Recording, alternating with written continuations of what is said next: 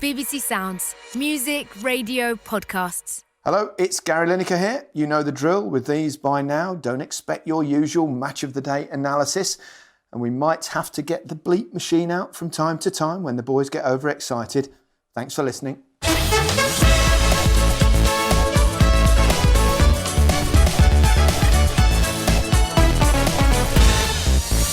Hello and welcome to Match of the Day Top 10. Ian Wright and Alan Shearer are with us as is normal. We've had a great response to this, which is surprisingly good actually, and enjoyably so as well. So thank you all for your very kind comments about this. I mean, we've told a lot of stories in this. Have any of you had any kind of text messages from anyone that's a bit upset with you at all or not? Yeah. Brucey, I probably don't want to bump into Steve Bruce. Roy Keane's not happy with me. Says it was half an hour, not 2 minutes. Were you half an hour late? I wasn't half an hour late. It was meant to be 1:30. I was 7 minutes late. It's gone up from 2 minutes to 7. 2 minutes. Well, it was kind of... It felt better to embellish it. But, like, the fact is, he sent me a text and say he wasn't happy.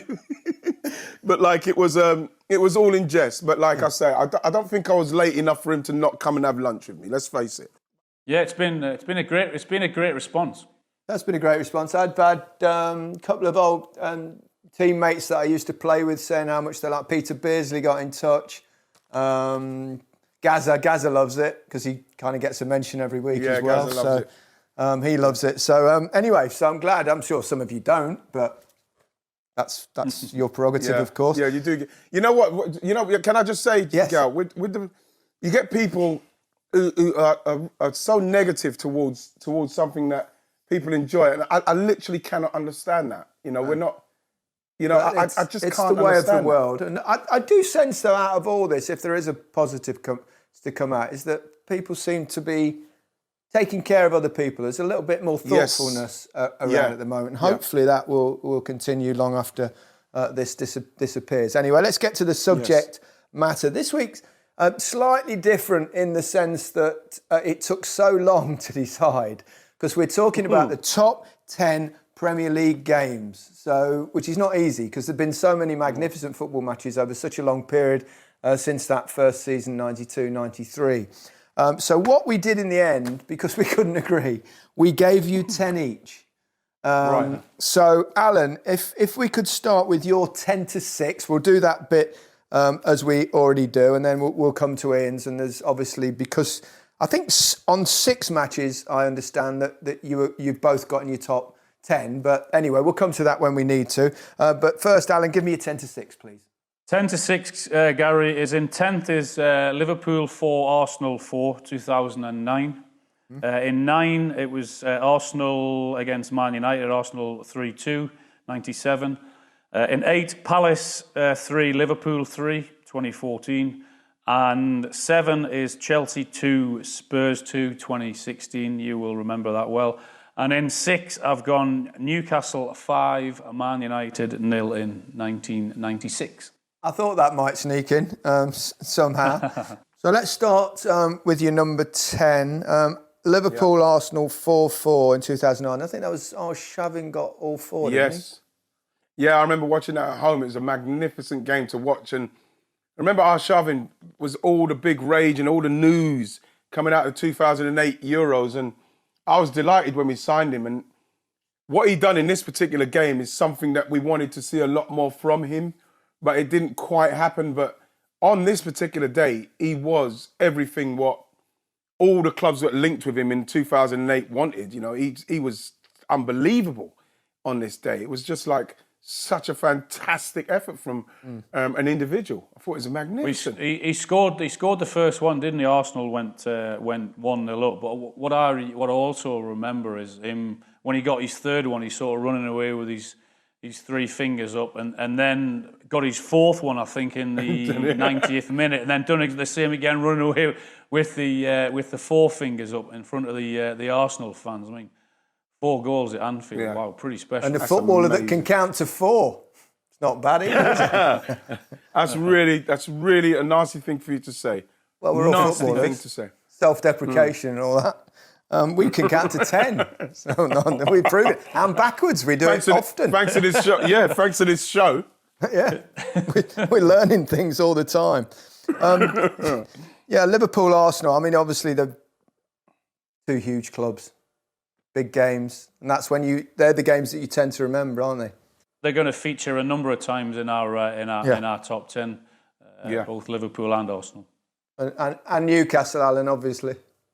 Yeah. I tell you what, Liverpool do feature. Yeah, Liverpool feature a bit, Arsenal feature a bit. I don't know if that's if that's a good or a bad thing, but them clubs are involved in very exciting games.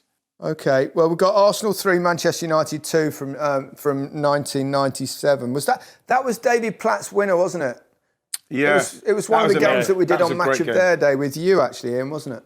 Yeah, it was that's a brilliant game. I think, and you know what? I remember the game. Obviously, I played in the game, and it was such an end-to-end game. So much quality. We started really well. We went 2-0 up. Man United didn't quite start well, but you knew, even when you were 2-0 up, you knew, you know something. They haven't really started yet. Giggs hadn't started yet. You know, Teddy Sheringham had just signed for him. Scholes's playing. Also, they got all the top boys. All the top boys playing. Went 2-0 up, and then before you know it, bam, bam, Teddy Sheringham scores 2. And it's 2-2. The game's end to end. It was just like in the end, Platty scores a fantastic header. But it was like it was one of those games that once that game finished, that's when we kind of thought to ourselves, yeah, we can do this. We can do this. I watched the highlights of that game the other day, Wrighty, and I can't remember who the commentator was, but I'm pretty sure I heard him say, "Not one of Wrighty's finest games." Would you like to explain? You created a couple of chances in that game. I put 2 on a plate for Christopher Wright, and the thing is that it's one of those situations where I don't want to assist. I want to be in there, but if I get myself in a position where I'm assisting, then put them away. And I'm not talking about, that was unlucky. On a plate, gilt edge. Hang on a minute, Ian. Hang on, one thing here. Really good players know who to give the ball to. He was in a great position, G-Force, and I just gave it to the guy. I thought, where's the guy who can really just tap this in? Oh, there he is, Christopher Wright. Bam, missed them both. Didn't you miss a couple of chances though? No. Yeah, he hit one over the bar. Who, me? Yeah, it was a good effort actually. Good first touch. To be honest, it was one of those. Did it get deflection? I think it got slight deflection. Yeah. Because I think that if I remember it rightly, Al, it was a magnificent piece of skill in trying to get the shot off. Unbelievable skill. Getting the shot off. I tell you what, I also remember Man United should have had a penalty, an unbelievable decision. I think it was Nigel Winterburn fouled Paul Scholes, and the camera panning to Alex Ferguson going absolutely berserk, and rightly so. The other thing I noticed from that game was there's a bit of commentary in there talking about the fact that Sheringham and Cole didn't speak to each other. Teddy scored 2 goals in that game, but I did see a point, I'm sure, towards the corner flag, after Teddy had scored, where Cole came up and gave him a little ruffle on the top of the head. I don't think he pulled any of his hair, but... Have you ever had that with teammates that didn't speak to each other? Yeah, but I saw that a lot with Andy Cole and Teddy Sheringham. We knew that they didn't get on. The fact is that when they scored, they said, well done, but you don't need to get on with people. Ideally, it does help if you do, but you don't need to get on because once you get on, if you're doing your job... Have you ever heard that excuse given? Sometimes I've heard it by... we talked about the golden generation a couple of weeks ago, and I said one of the excuses I've heard Rio talk about it, Frank Lampard, etc., and the fact that because of the rivalry at club, we never really got together enough, and that's probably why we didn't succeed. I thought that was utter codswallop, personally. What do you think? You don't have to be all mates, do you? No, you don't have to be mates at all. I mean, when I was at Blackburn, I lived about an hour away from the ground, and Chris Sutton lived within 10 minutes of the ground at Blackburn. We never socialised, but we got on unbelievably well on the football pitch. Yeah. We liked each other and we respected each other, but we never socialised really at all. But as I said, no problem on the pitch. Yeah. That rivalry, we've talked about it many times, that Arsenal-Manchester United rivalry, the Keane, Vieira, all that. It was just part of that era, wasn't it? and it was a time where I remember, like I said, I think I said it on here, when we were about to play Man United in that era, that time, you could see Patrick's whole demeanour changed. You could see it. He was very much more. He was sharper in training. He was snapping into things more. He just looked sharper. And then when they played, and that is why when I saw the show, the Keen of Era show, it was one of the best things I think I've ever seen. They were to see the respect and that they had for each other, because they knew that they brought the best out of each other, and none of them wanted to lose. And it was a time where we were obviously on our way up, trying to challenge the great Man United side of the time. And so all of a sudden, Roy Keane's got an adversary that's up there with him, that he respects, and is not looking at him like, oh, that's Roy Keane. Oh, he's looking to have a go at him. And I think that was the start of our ascendancy. Alan, you've got Crystal Palace 3, Liverpool 3. Of course, Liverpool were 3 up in that game, going for the title. What they call it, Crystal Bull or something, don't they? Crystal Bull. Yeah. Yeah, I mean that was the night, wasn't it? Really, Gary, that Liverpool, well, they lost the title that night. You said, they were 3-0 up with what, 10 or 11 minutes to go in that game. And they blew it. I think that when you watch the game, when you watch the game, I think there was another chance. I think Coutinho had a good chance in it. So I think there was a chance where someone could have squared it. Liverpool could have maybe been a little bit more comfortable. I think there was a chance that Palace may have got a penalty. Liverpool could have got a penalty. Could have gone so differently. But in the end, I don't think there's no excuse when you're 3-0 up away from home. But at the time, especially in that season, the Palace fans were just absolutely unbelievable. Never stopped singing, never stopped chanting. Kind of like dragged the team through. Gale get a hat-trick. No, 2 he got. Came off the bench as well, yeah. Of course he Came did, off the bench, but I think it was Delaney. Delaney scores. It's a brilliant strike, because I think he's outside the box, but it just gets one of those deflections, you know, where it just kind of takes it away from the goalkeeper. Delaney from outside the box, and then Dwight Gale, to be fair, I think especially the first chance might have been Balassi, who I just thought was fantastic. He squared on it, he opened himself up and slotted it in really well, Dwight Gale, and then the second one, I think he chested it through, someone flicked it, and but like, it was a case of that Liverpool side.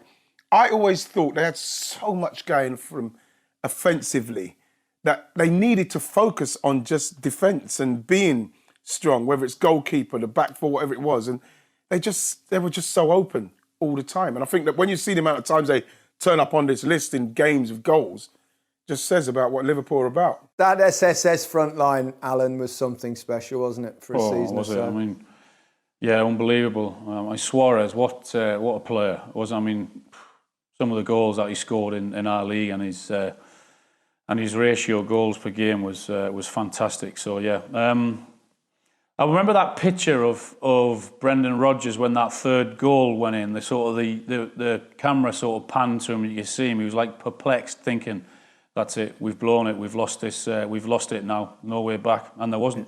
Now in 7th place, Alan, you've got a draw, which might sound unusual, but it was a crazy game in many ways. Chelsea 2, Spurs 2. And the reason I assume it's up there is because it led to Leicester's title win. Yeah, I mean it was a mad game, wasn't it? It was a game that Spurs had to go there and had to win, and with getting off to such a good start as well with Tottenham 2-0 up. I mean it had everything, that game, the entertainment, the excitement, the players fighting, the manager on the pitch. I mean, it was a crazy game, and that piece of brilliance from Hazard with the goal, the way he, my favourite ever goal, funnily enough. I bet. You can remember it so well, I bet, eh? I was extra army. I've talked about it too many times. It's one of those strange games, though. As much as like my Tottenham rivalry will always be instilled in me. You know, there was a not a sadness, but there was a kind of like, really, Spurs, you know, because I kind of felt for them, because when you look at the Spurs players, you know, when back in the day you see teams like we spoke about Wimbledon a couple of weeks ago and whatever it was, and you just don't like them because of the characters in the team. You look at the Spurs side, and especially that Spurs side, and there's none of their players that I think, oh, I don't like it. Oh, good. I kind of like them as a bunch of lads. Yeah. So you kind of feel like, I kind of felt for them. But again, it's the same as like... Do you think, Ian, the fact that you do like them as a bunch of lads is perhaps the difference between not winning something? Do you think you have to have some devilment in you? I think you do have to have something, or something has to happen during the season what kicks you on again and makes you think, right, here we go. Like I mentioned, that game against Man United, when we beat them 3-2. Something needs to happen. Something needs to happen during the season. Something needs to happen that makes you all focus in. I remember Tony Adams in that same season. He came in one morning, we all had to, we had sat there and he'd done this Churchillian speech about what he needs for the next 5 months. Kind of like galvanised everybody, made everybody realise what it's going to take to try and finish this off when we were so far behind Man United. But he saw in himself, Tony, that we could do this. And he done that speech. I think that, I'm not sure if they've got a person in their dressing room that can recognise that moment. Obviously, Tony had won championships and he knew what it took. But that's the problem with Spurs. Have they got that person that can say, listen, guys, bam. Because that game against Chelsea, it should have been done and dusted. Well, they had a bit of nastiness that night, because remember the tackle from Yeah, Rose. but it's retaliation. It was Rose just before half time, and then I think it was it Dembele on Costa when he saw gouged him, didn't he? Did you have a moment in your title-winning season, Alan? Was there a moment in that season with Blackburn where something came from somewhere, that some turning point or some act on the field of play? Well, we thought we'd lost it, as we spoke about weeks ago when we went to Anfield. But was there a game during the season that you won, or was there something that happened? There was a game, the Newcastle game, when we played it at Ewood Park, when Newcastle battered us that evening. We managed to win 1-0. It was, but Tim Flowers was unbelievable, and he did that stupid interview. Then we thought we got a right good chance here. What stupid interview? When he mentioned the word bottle about 5 or 6 times in his interview, because I think Sir Alex had mentioned bottle. Will they have the bottle to go on and do and so on? And then Tim did his interview. He got man of the match, and rightly so, because he pulled off so many saves. But then he mentioned the word bottle. We've got bottle. He mentioned it about 6 times. Was that his Kevin Keegan moment? Was he doing his Kevin Keegan? But he won it, so it doesn't matter. It's fine if you win. Exactly. Yeah. If you go into absolutely. Yeah. Yeah. My only thing with the Chelsea Spurs game is for obvious reasons that I was desperate for Leicester to win. I've told you a million times, as you know. But I just wish it had been someone other than Spurs that. Another club that wasn't, so close to your heart. It would have been even better. But, I felt bad wishing ill on Spurs, if you know what I mean. It's funny because Spurs are one of those teams that kind of, other fans are happy to see things not go right for Spurs. Like how people are towards Leeds and what people are like to Man United when it's not going for them. They're that kind of team. People are happy to see it not go for them. And like I say, I look at their guys and a bunch of guys that I kind of liked. So when it happened to them, I kind of felt for them. I didn't feel like, Spurs. I just felt, says the ex-Arsenal player. Yeah, but it's easy for me to say it because I've got no reason to laugh at the fact that they failed on that. That was their time, wasn't it, Tottenham? In terms, absolutely. They could have gone on and won the title. Perhaps should have. Yeah, but the same as well, Al. Arsenal finished second that season. Yeah, Leicester won it by Arsenal. 10 points, by the way. Yeah, 10 points. Yeah, but then you can't take anything away from the fact that Leicester won it by so many points. But when we're looking at the team that has won it and teams like Arsenal and Tottenham who were trying to win it, they should have done a lot better. Both of those teams, as great as Leicester were in the end, because they turned out it was magnificent, 10 points. But Arsenal have got to look back at that and say, God, that's a chance to miss. And same with Spurs, without a doubt. I don't think most teams do that most seasons if they don't quite do it. Alan, this one, for obvious reasons, Newcastle 5, Manchester United 0. I mean, that was a special day, wasn't it? Yeah, it was unbelievable, Gary, because Man United had smacked us in the Charity Shield a few months earlier, 4-0, and the atmosphere going into the game was very, very special. Man United, Newcastle, Sir Alex and Kevin Keegan. So we had to do something special in that game, and some of the goals that were scored. I mean, whether it was Ginola's great shot or Les Ferdinand's brilliant header or Philippe Albert's chip saved the best till last, the atmosphere was just unbelievable. And because it was Man United, I mean, it's not often you get to give them a good scene to in terms of the number of goals you put past them. So that's why it's in my top 10. You think that's the best club match you've ever been involved with in terms of the quality of the football that you played, your team? Without doubt, one of them. It was a perfect performance. Could have scored a couple more as well. Some of the football that we played, as I said, the goals that we scored, it was almost the perfect performance. Would it have meant slightly less to you if you hadn't been knocked yourself? I think you can tell by my reaction when I score how much it meant to me. Exactly. I was desperate. No, but it's true though, isn't it? I was desperate. Of I was course, desperate and to get on the and the scoreline. more your team's winning, even if you're 3-up and 4-0 or whatever, and you haven't scored, it's like, how can I have not scored in this game? I know. We've all been there, haven't we? Yeah, and then you get one, or desperate. and you can walk in sometime. I mean, I've played matches where I've scored 2 or 3, and I walk in because I've not scored in the last 20 minutes. I'm gutted that I never got another one, and I think that's part of the drive you have to be a top goal scorer, isn't it? Yeah, without doubt. Oh, without doubt, yeah, without a doubt. And Darren Peacock got the first one, Ginola the second, Les got the third. I'm thinking, come on, one's got to drop to me sooner rather than later. And it shouldn't have, because the ball should have been in the back of the net, because Peter Schmeichel made a couple of good saves, and then it eventually fell to me. So, yeah, I was delighted. And that's what I was at home saying, please let them score more and Shearer not get any.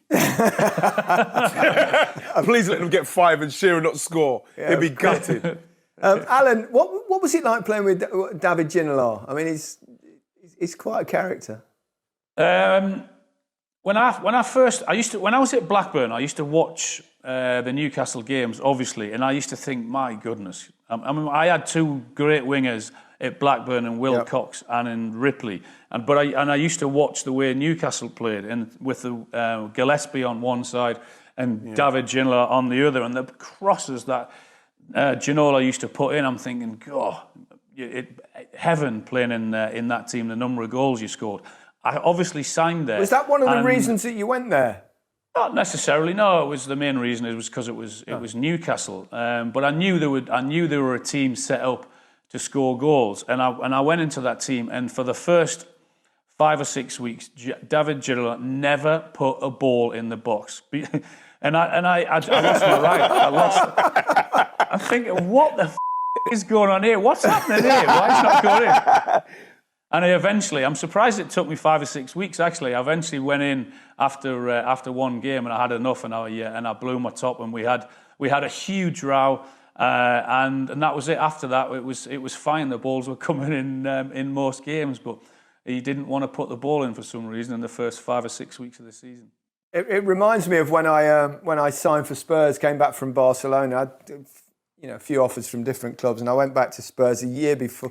It was the year before 90 World Cup. I wanted to re-establish myself as a striker because I played on the wing all season at Barcelona under Cruyff. So I needed to go back, and I was looking at the clubs and Spurs, and they had, obviously Gazza was there and Chris Waddle, and I had this incredibly good relationship with Chris Waddle on the football pitch. I mean, he was brilliant. You just go one way, and he talk about getting you crosses in that you'd want. He was brilliant at it. And he was an absolutely significant fact and reason for me going back to Spurs. 3 weeks later, I'm on holiday and I get a phone call. Chris Waddle's been sold to Marseille. Like, I've lost 15 goals a season. I'm like, gone. 15 goals a season. It was. I remember. You see, mentioned like Chris Waddle. I remember when I started. It would have been '87 when he was really flying at Spurs. I think it weren't long. But he was easily player of the season and everything. I remember I met him at the PFA dinner, and he had his glass of wine. He spoke to me for 2 hours, mainly talking about yourself, mainly talking about finishing, mainly talking about staying behind and working hard. I remember him talking to me, telling me about, I've watched you, I've seen you in games, you're a bit of a nutter, you need to calm down a bit. And he would say, you need to work on your hold-up play. He gave me 2 hours of the kind of tuition that I needed at that stage, because I'd only been in the game for just 2.5 years. And what he done for me there was absolutely, I'd never forget it. He just spoke to me for 2 hours, never moved from a corner. It was magnificent. Really intelligent player, really intelligent on the pitch. And did really well at Marseille. They love him down there as well, of course. Ian, give me your 10 to 6, please. Okay, my 10 to 6 are 10, Man United 4, Man City 3, Leeds United 4, Liverpool 3, Mark Viduka's 4 goals. Yep. Liverpool 4, Arsenal 4, 8. 7, Arsenal 2, Manchester United 4. It was a great game, magnificent game, Keane and Vieira. And Spurs 3, Man United 5. Wow, 8. Now, that was a game where I did kind of have a little smile because Spurs went 3-0 up. Yeah. And he was thinking, oh my gosh, this is embarrassing for United. And then bam, Cole, bam, Van Nistelrooy, bam, Veron. They just went bam, Beckham. It was just like bam, bam, bam, bam. They just boom, steamrolled them. So that gave you a lot of pleasure, did it? Well, you know what? It's not a case of it gave me a lot of... No, but like I say, I was talking about the Spurs side, and there's not a lot of players in there that I dislike. I'm not saying I dislike the players in this particular team. He's backtracking. No, I'm not backtracking. What it is that when you see a team go 3-0 up against Manchester United, that's how you're thinking. It's a little bit of jealousy, really. You think, look at Spurs. All of a sudden, they're so good. They're beating Man United 3-0. And then, bam, when they came back, you just can't help but smile about that. You know what I mean? I just smiled. It was brilliant. It was fantastic from Man United. There was some magnificent second half performances. Beckham was brilliant that day. I remember in the second half. One of many great players. Right, you've got the Man City one that down in 10th. That's the Michael Owen, isn't it? 96th minute and yeah. And the thing is with Michael Owen, and it's funny because I think it's Sean. Should have been picking him up. But the pass from Ryan Giggs into Michael Owen in that particular area. And the way Michael Owen's touch takes him away from Sean, who was zooming back. The touch was so precise with the outside of his right foot, Michael Owen. He done that a lot. He used his right foot a lot. And then to finish it like he did, it was just a fantastic finish. Unbelievable end to the game for such a derby. It was a great game to watch. It was a brilliant game to watch. And the quality in that last instant, in that pressurised moment of the game, Giggs' unbelievable pass, Owen's fantastic touch and finish was brilliant. You mentioned Sean there, Sean Wright Phillips. Obviously, you had 2 sons have had wonderful careers in football. What's it like watching? Is it more nerve-wracking than when you played, watching your own kids? Yeah, it's not nice. I remember in the end, you know what I mean. I didn't go to Chelsea as often as I'd like to have gone when I watched him there. It didn't quite work out for him as we'd like it to have worked out for him, because I thought that even when he played well, he was taken off. He didn't start in certain games. He couldn't get himself going. And he's one of those players that at Manchester City, they let him go. They let him play. They let him do his stuff. We had a little bit of a problem because I thought that when he was at Chelsea, he was playing safe, to space behind people. He didn't knock it behind him and go and get it in like he was doing at City with his exciting play. And, you know what I mean? I thought that he was doing stuff like that and it was hindering him. But watching your son, it's not good. No, it's not a good thing. It's the nerves that you have. It's horrible. Bradley did brilliantly in America, didn't he? Really fantastic. Yeah, I was quite pleased. I was quite pleased. Yeah, I was delighted for Brady. It didn't go as well as we'd like it to have gone for him in England. You know what I mean? Down at Southampton, it all went quite awry for him. And then he remember going to Plymouth, and he went to Brentford on loan. He had great times and that stuff, what he was doing. But it was his Plymouth time where I really got my respect and love for him went through the roof, even more than you can for your own son, because it was a time where he could have moved from Plymouth when they weren't paying players, they couldn't pay him and stuff like that, and he didn't. He stayed. He continued to try to score goals until, in the end, he left, and it was all a thing for him. But it was brilliant for him. But I remember speaking to him, and he was just saying, "Nah, I'm going to stay," because I think it was Peter Reid was the manager as well, and that. And he said, "I'm going to stay. The Plymouth fans are really good." And I really admired that with him, because it was a time where I believe he needed to do something to kick his career on again. And in the end, he came back to Brentford. Then he went to America, and like honestly, I can't tell you how proud I am of him going to America and doing what he's done out there in respect to the goals he scored for New York. Now he's at the LA. He's at LA. So I'm delighted for him, LAFC. So I'm delighted for the way it's turned out for him. He's done brilliantly. We digressed a fraction, but back to that game. Craig Bellamy scored a spectacular goal in that game, didn't he? Unbelievable goal, wasn't it? Top corner. He scored 2 actually, didn't he? Yeah. What was Craig Bellamy like? Because we see him as he seems like quite aggressive at times, but a real fighter on the football pitch. What was he like to play with? He was brilliant for me, Gary, because that's when I'd sort of started to lose a yard of pace. So it was a good combination in terms of I used my strength a lot more and he used his pace. So as a bit of a double act, it worked pretty well.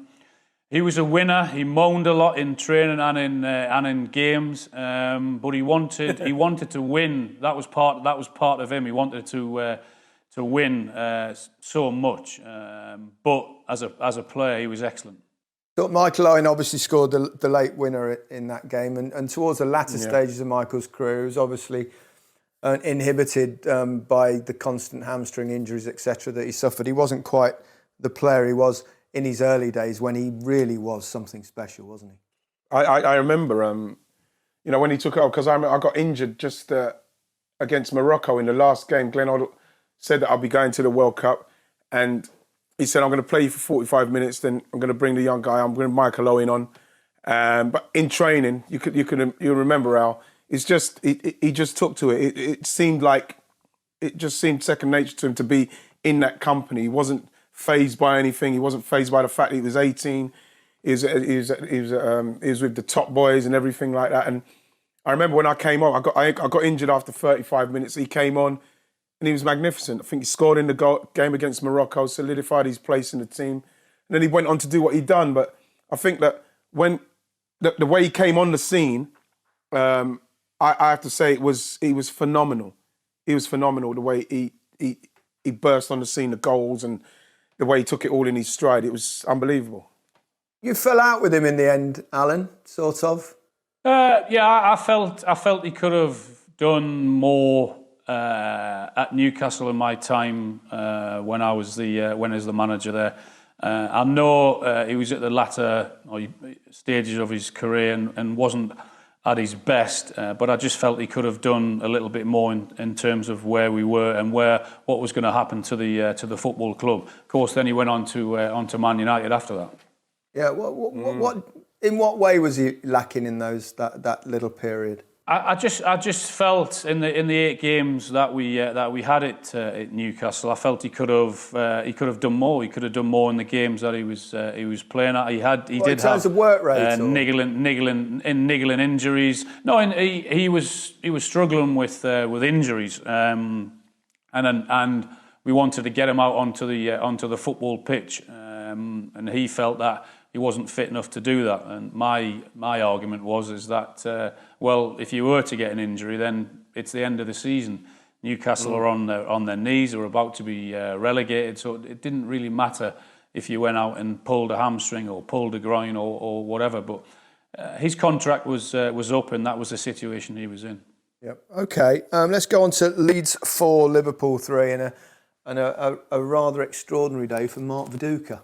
You know, the thing with it is that Mark Viduka was one of those number 9s that I think he could have probably gone on. For me, I think he could have played for anyone. He could have played for anyone in the top 4 and top 6. He was that big player that had the touch, he had the finishing ability, he had the calm persona in respects of. Right here, just stop you there about Mark Viduka. Gary, you mentioned we spoke earlier about my time at Newcastle. Yeah. Mark Viduka was sort of thrown away at Newcastle. I went in there for the 8 games, and I knew he was going to be injured for the first 3 or 4 games.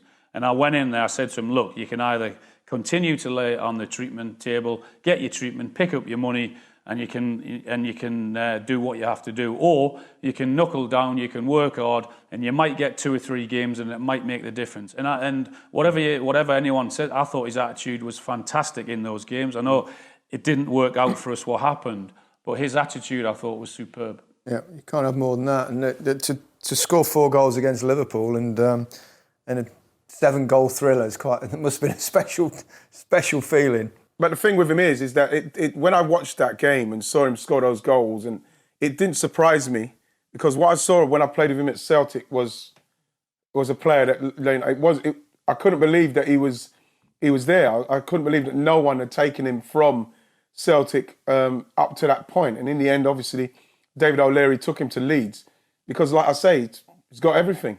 He's one of the best number 9s I've played with in respect of the way he played and the way he commanded being that number 9. He's fantastic. So, Righty, if you've put Arshavin in for scoring 4, you put Viduka in for scoring 4, I'm assuming somewhere along the line in your top 5 is going to be Newcastle 8, Sheffield Wednesday 0. I didn't get it in. The game was too easy for Newcastle, and 8-0. 8-0. Anyone can score 4, can't they? I know. Even 5, Gary. Even 5. Yeah, even 5. I made sure that I said. Yes. That's why I made sure. No, you didn't. You didn't know you were doing that. You made sure to the producers. I said, if Newcastle and Sheffield makes it, I'm never coming back on the box again. And you should have scored 6. Get Shearer off. He should have definitely scored 7 in that game. Yeah, definitely. What about going into number 7 there? You've got Arsenal 2, Manchester United 4. That was a great game, wasn't it? The thing with this game is that it gets kind of overshadowed by the tunnel incident with, Roy Keane sticking up for Gary Neville, telling Patrick Vieira you're sticking up for the weakest, you know what I mean? You're having a go at the weakest link and I'll see you out there. The fact is that game, the way that game played out and how good it was, Ronaldo and Giggs and everything, it was fantastic. It was a magnificent game of football. And I think that people forget it simply because of the Keane and Vieira rivalry, which everybody was focused on. But it was an unbelievable game. Unbelievable game. So it was end-to-end, some brilliant talent and fantastic goals game as well. Some great players on display. Ian, carry on and give me your top 5 in reverse order, as always. Okay. So 5, I went with Everton, Wimbledon, when Everton had to stay up.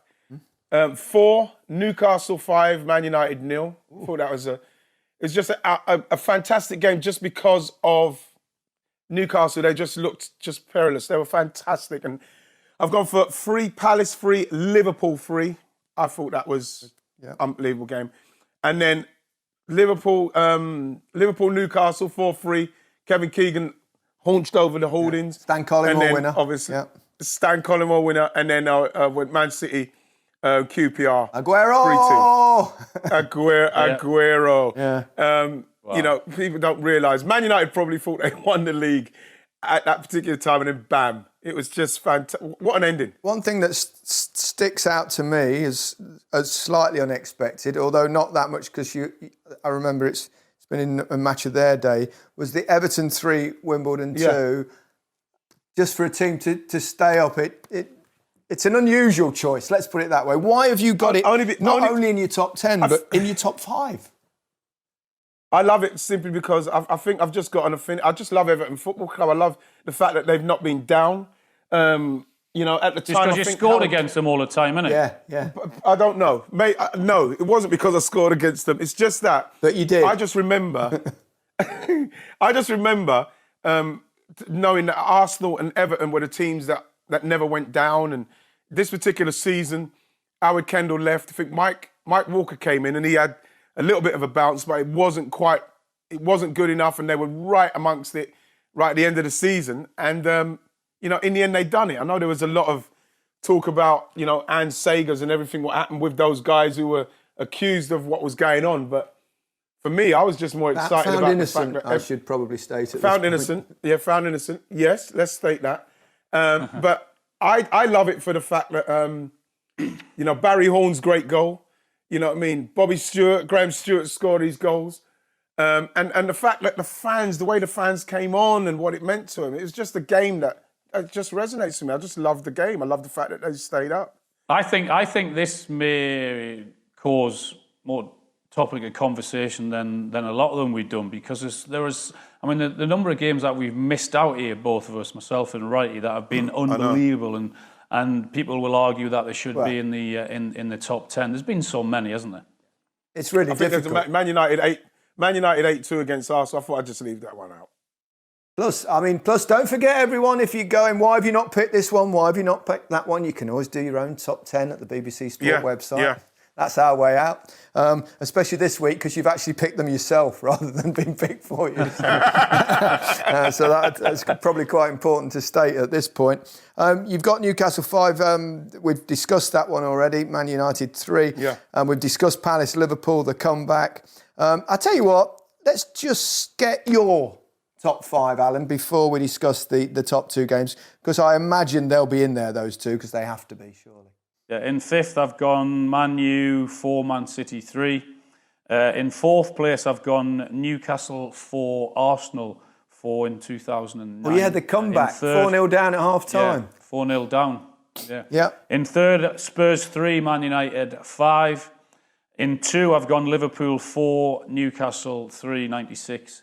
And in 1, same, Man City 3, QPR 2. Your top 2 have absolutely agreed on the top 2, which is quite something. The one game we haven't discussed before we get to those top 2 matches is Newcastle 4, Arsenal 4.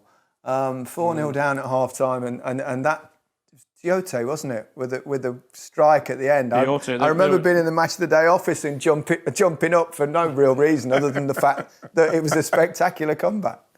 Yeah, you can imagine the crowd. Arsenal 3-0 up, I think Arsenal were after 10 or 11 minutes. 4-0 up after half an hour or so. Still 4-0 at half-time. And you can imagine the crowd, all the moans and groans. And then the second half, Arsenal go down to 10 men. I think it's Diaby gets and Joey Barton, wasn't it? Sent off with coming together with Joey Barton. With Joey Barton. Newcastle get one, then another one, and the crowd are going mad. And of all people, Tiote, 7 years he was at Newcastle, 139 appearances, and that was his only goal in the league for Newcastle. And what a goal it was to fall to him and hit it with his left peg, and the strike, it was unbelievable. If you're only going to score one, that was a pretty good one. Yeah, super. You know what's frustrating about that is that when you're at home, watching that. I remember being at home watching it, and it went 4-0 up, and you could see it because Joey Barton, I thought whatever you say about him, he played it exactly how you want someone to play a game where you're up against it, the fans are up against you. He was getting himself involved in everything in the end. Diaby got himself sent off, and all of a sudden, you're sitting at home and you just start feeling a little bit uncomfortable in your chair. And then when they scored the first, I think Joey Barton scored a penalty. I think it might have been the Joey Barton penalty. And then after that, you started to worry and think, are we going to be able to keep them off of us? And we just couldn't. Just couldn't. The fans then started to feel it. It's one of those situations. I'm at home, I could feel it. You can imagine what they're like in the stadium. And the Newcastle fans roared them to the draw. It was a great game, magnificent game. No, it's so sad what happened, obviously, to Czech Tiote as well, Alan. Yeah. But he's left great memories, and that would certainly have been one of them. That's for sure. Well, it's it's one of the greatest comebacks, isn't it? To be 4-0 down and then at half time and come back in the way they did. So as you rightly say, if you're going to score one goal, make sure it's a special one, and it was that. Yeah, certainly was. Right, Liverpool 4, Newcastle 3. Genuinely one of the greatest games of all time, unquestionably. Thrilling stuff and significant as well. Yeah, because, Newcastle had that, 12-point lead earlier in the season, in January over Man United. So Man United were chipping away at it. And it was a game they had to go there. They had to get something out of the game. It just had everything that game, and Wright, he mentioned it about. It's so significant that when Kevin, just because Kevin was never ever going to change the way he wanted his team to play football. It was all out attack, and he wanted. That's what it is. If you're going to score 3, then we're going to try and score 4, and if people. And I wasn't at the club then, but I knew Kevin, but didn't know him, if you know what I mean. But once I got into Newcastle, then I could understand his philosophy and the way that he wanted his team to play football, and that was it. It was he wanted to go out and entertain the fans, and he wasn't going to change for anyone. What was he like as a bloke, Alan? I mean, he was obviously a massive personality, brilliant footballer, and did well at management, played entertaining football. What was he like inside? Heart on his sleeve. He said exactly what he was thinking at that particular time. Loved his football. Worked unbelievably hard. Had a great relationship with his players. There was 5-a-sides almost every day in training. So great to play for. And as I said, no one was going to change the way he believed football should be played. What a climax to that game, wasn't it? Stan Collymore winner right at the end, and the celebrations, etc. Yeah, but the thing about it is that it was just such a entertaining game, and for the neutral, you know, it was an ideal game to watch. You know, you're thinking, oh my gosh, this can go any way. Newcastle played brilliantly. Ginola done well. Asprilla done brilliantly in the game. Yeah. You know, Les played well, scored his goal in the game, and you're thinking to yourself, you know, when they got back in, when they scored, you think, okay, here go Newcastle, and then, you know, yeah, but it's Anfield. You know what I mean? And the thing with Liverpool and the Liverpool fans is that they never give up on their team, ever, at home. It doesn't matter what's going on. So you're always going to be up against it when you're playing at Anfield, simply because the fans will always get behind them. If they get a chink of light in a weakness in a team, they're going to go for it. And Newcastle played how they played. They were going to attack you, and they don't know any other way. So as long as Liverpool can attack them, it's going to go. It's going to be like a basketball game. And the last goal was just brilliant, between Rush and Barnes, and back to Barnes, and then out to Collymore, and then bam, and then Stan's celebration. You genuinely felt for Keegan. I felt for him. You're right about that picture out of him sort of hanging over just slouched over the holding. Slouched over, yeah. It's an iconic moment in the Premier League, because you think to yourself, that in itself kind of made you think it's over. Yeah. You know, you just feel like his reaction there, you think, you know something, it's not going to happen for him. It's not going to happen. You mentioned a player there, Alan. We've not, for some reason, not discussed in any of these yet, really. Les Ferdinand, playing up front with him. I mean, he was a talent. Sir Les. He was incredible. I only had the one season with him when I signed for Newcastle in '96, and it was 49 goals I think we got between us. The system was made, as I've already said, for centre forwards, getting balls into the box. Les was a brilliant finisher, great in the air, quick. And defenders just didn't like playing against the both of us. So it was a good combination that worked. That season he had, he's player of the year that season, wasn't he? He was unstoppable, Les. I remember his last season as well for QPR. You could just see, well, he's not going to be there for much longer. He's just too good. He's just too good. So Les. Certainly was. Right. So Les. Manchester City 3, QPR 2, probably the most memorable moment in Premier League's history. That extraordinary comeback in the last couple of minutes, and then Aguero in injury time. And it's the one time I was neutral at the point. It was going to be Man City or Man United that win the league table. We were doing one of those things in the Match of the Day office. We sit there, we watch it live. We've got all the monitors on. And we're talking about, do we cut, one of those last day of the seasons where we cut between matches to try and tell the story. And we were thinking, well, this is how we're going to do this. And then bang, they got one back, made it 2-2, didn't they? And then Aguero thing. And the whole office, even the mix of clubs supported by different people in the office. But everybody in there, with the possible exception of one Man United supporter that was in the office at the time, everyone jumped up like, wow, what a moment. It was incredible. Oh, I mean, it's just, I mean, they go, when you think they actually go 1-0 up in the game as well, and then Man United are winning at Sunderland, and you're just thinking there's no way back really for QPR here, once City get that first goal, everyone was sort of expecting them to go on and get 2, 3, maybe 4. Then they get the equaliser. Then Joey Barton gets sent off. Then he won't go off the pitch because he wants to. It was mad, wasn't it? Yeah. To fight everyone else. And then QPR go 2-1 up. And was that Jamie Mackey? Wasn't it? Jamie Mackey. Mackey, yeah. And then it's you have to score two goals in whatever it was. It was the 91st minute, I think it was. They got the equaliser. Edin Dzeko, wasn't it? Dzeko, You can see you can see the fans sort of screaming at the players. You can see them saying, "Get hurry up, will you? Hurry up! Go and get the ball, kick off." And then, I mean that moment from Aguero. Yeah, that's why it has to be number one for sheer entertainment and excitement. I mean, not for the Man United fans, obviously. You wonder, don't you, if Aguero hadn't have done that, what would have happened to Manchester City? Would all the success that has subsequently happened, would it have had such a devastating effect to basically choke almost, wouldn't it? It would have been called a choke. It would have been. Yeah. It would have been a choke. It would have been. The people would have probably ridiculed Man City if they didn't finish that off because they had such a good team. Yeah. They'd done so well up to a certain point, and then they just got pegged back. I've read somewhere that was Balotelli's only assist at City. Really?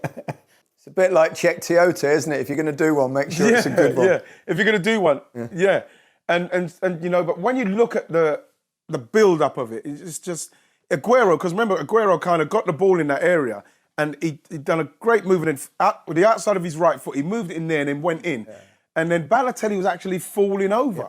And as he might have been on the ground already. And as he was then he scooped it, but it was Aguero's.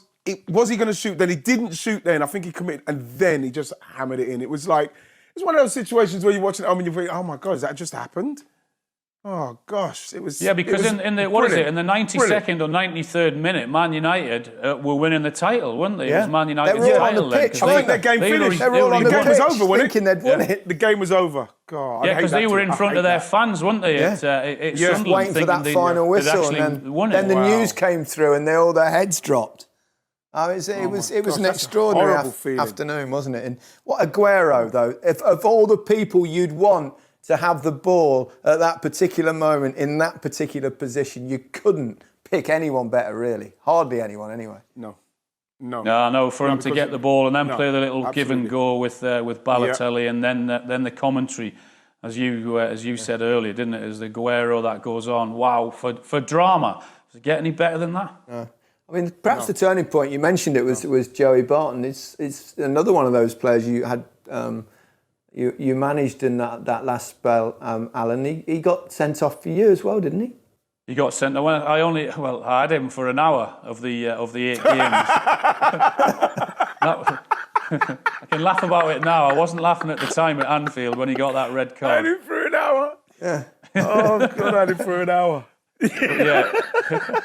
I had him. He was injured for the first 4 games, and then he was fit, so we played him. Decided to play him at Anfield. We were getting beaten 3-0. It could have been 6 or 7 because Liverpool hit the woodwork 3 times, I think. We were just about to take him off, and then he does that tackle on Xavi Alonso in front of the Kop.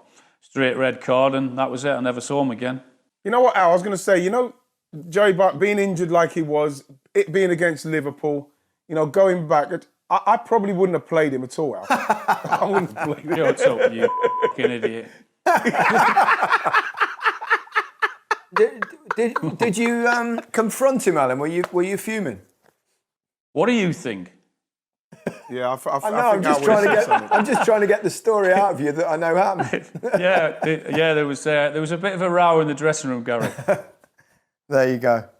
We'll leave it there. Let's get back. So you're actually in agreement with your top 2, your top 1. The Aguero moment, which should probably be top 10 moments as well, wouldn't it? Be close. I'm not sure. Yeah, I'm not sure that as long as we're going to be watching the Premier League when it finally does get going again, if we're ever going to get that kind of ending, how are you going to better that ending? That's one of the best ever. Obviously, we know 89, but that wasn't in the Premier League. But the ending to happen like it did, last 2 goals in the last minute of the season with a team thinking that they've won it at Sunderland, it's It's unbelievable. It was. It's a fantastic ending to a season. It's a great way to finish this week, aside from the fact that, as always, I'm going to ask you to read out your top 10s in reverse order. Start with you, Alan, this week. In 10, Gary, Liverpool 4, Arsenal 4, 2009. In 9, Arsenal 3, Man United 2. In 8, Palace 3, Liverpool 3. In 7, Chelsea 2, Spurs 2. In 6, Newcastle 5, Man United 0. In 5th place, Man United 4, Man City 3. In 4th place, Newcastle 4, Arsenal 4. In 3rd, Spurs 3, Man United 5. And in 2, Liverpool 4, Newcastle 3. And number 1, Man City 3, QPR 2. And over to you, Ian. Okay, 10, Manchester United 4, Man City 3. 9, Leeds 4, Liverpool 3, Mark Viduka. 8, Liverpool 4, Arsenal 4. 7, Arsenal 2, Man United 4. 6, Spurs 3, Man United 5. 5, Everton 3, Wimbledon 2. 4, Newcastle 5, Man United 0. 3, Crystal Palace 3, Liverpool 3. 2, Liverpool 4, Newcastle 3. And in 1, Manchester City 3, QPR 2. Great stuff. Thanks as ever, guys. Stay safe, and let's hope we've got some great games to watch in the not too distant future. Don't forget, if you disagree, so many great games, aren't there, in Premier League history? Do your top 10 and pop them into the BBC Sport website. Thanks for watching and listening. See you next week.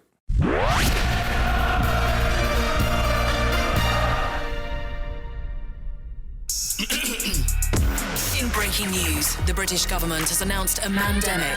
For what? Chief Isolating Sideman Hello. says he will be making regular statements via his podcast. We are all dealing with the effects of the coronavirus, aka the only CV to make you lose your job. So join me for my new podcast called Mandemic. I have thoughts I am tired of sharing with my mirror. Everything from the news reports to the memes to the conspiracy theories. I hope you're ready. Mandemic. Download and subscribe now at BBC Sounds.